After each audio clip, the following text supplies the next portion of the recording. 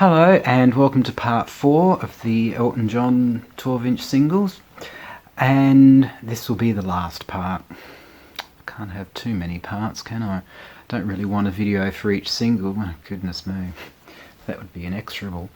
So anyway, first up is the Club at the End of the Street, which was very modelled on Motown, from my understanding.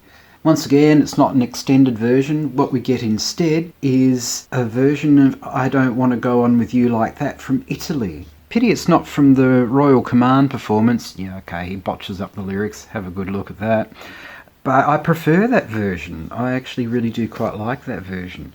And they've probably had to cull live shows where he doesn't botch up the words. That's probably why he has to have an auto cue these days, is because of things like that, where he would absolutely just botch up the words. And like I said, check out the Royal Command from 1988, where he just, it's a train wreck. And you also get that really awful version of Give Peace a Chance. It's almost the sort of thing that you'd expect Frankie Goes to Hollywood to do, or something like that. It is just so bad.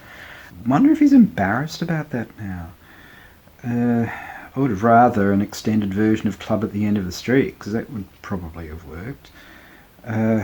But, oh dear, yeah. Thanks for that, Elton. Maybe it was the drugs. And next up, we're Sleeping with the Past with some healing hands. Always good to have some healing hands when you're sleeping with the past. Now, it's another one by Shep Pettibone, and again, I just don't like his style of stuff. I suppose at least you get the 7-inch version on the other side, but I think even that's an edit. If you want to get the full version, just get the Sleeping with the Past LP, and then you won't be disappointed. You won't have to put up with Shep Pettibone or a truncated healing hand, a few fingers missing from those healing hands. Gee, I wonder if that watch is the correct time. We'll never know. Well, perhaps it was the correct time for when the photo was taken. I suppose that makes sense. Next up is the 12-inch. Well, they're all 12 inches, like I keep saying. And next up, we've got a bit of Sacrifice. Now, really, an extended version of this would be about as dirgy as if he did one of Slow Rivers or something like that. It just wouldn't work.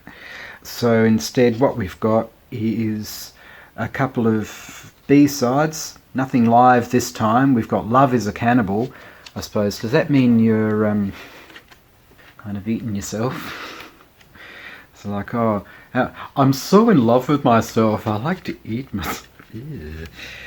And you've got Durban Deep, so I suppose at least you've got a song there that's not on the LP, but still, blonde hair period there.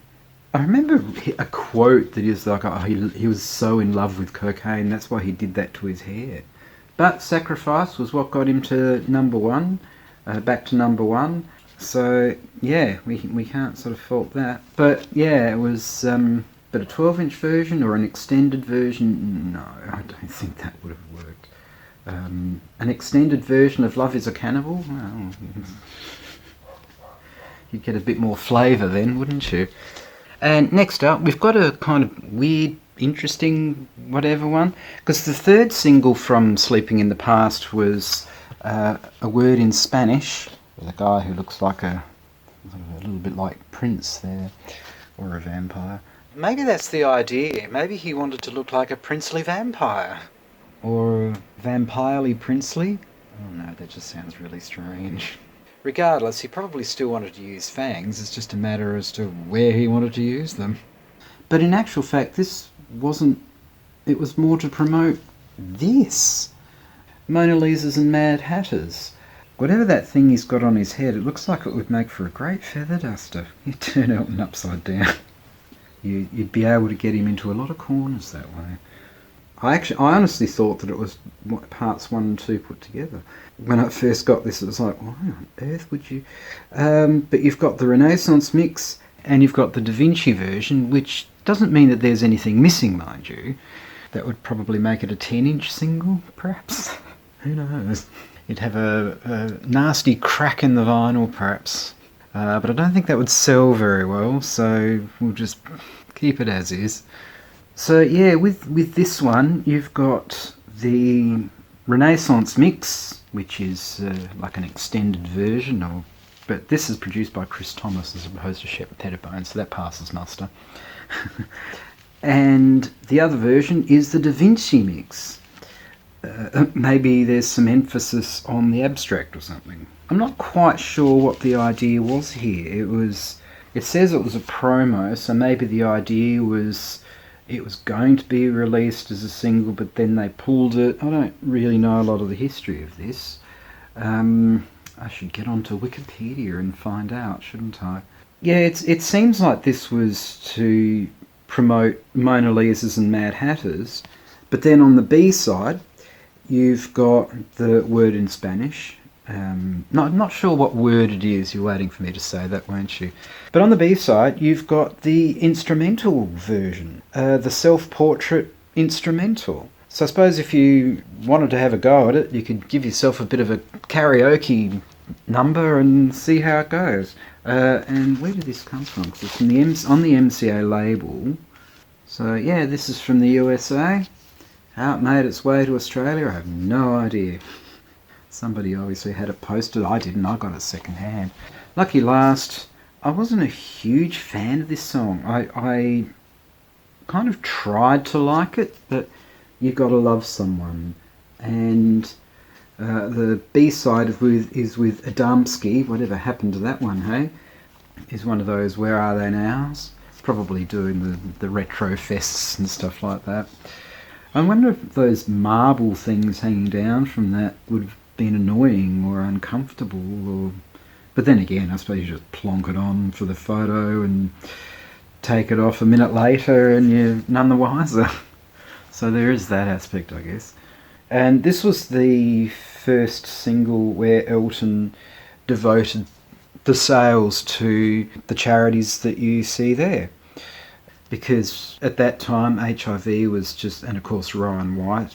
So yeah, he went through the whole Ryan White ordeal where they were just treated so badly. So yeah, you've got Medicine Man with Adamski. I wonder what kind of medicine, by this stage Elton was ready for the rehab. So maybe that's why this is a bit distracted or something. He was doing the greatest hits, and I think that was just a way of him having something out there for a bit of a break. I'm not sure, but I tried. It was one of those ones where I tried to like, because the end part of the song I actually was okay with. But I suppose if nothing else, if I'm going to end this, I may as well end it on You Gotta Love Someone, because it makes the world go round and all of that sort of thing. So anyway, if you liked that, please do the likes and subscribes and the bells and whistles and all that sort of stuff. And I forgot to do the thank you for watching and everything like that too. So who's to say that it has to be in a particular order, hey? So yes, thank you very much for watching. And please take care of yourself, and hopefully I shall see you in the next one. Ciao.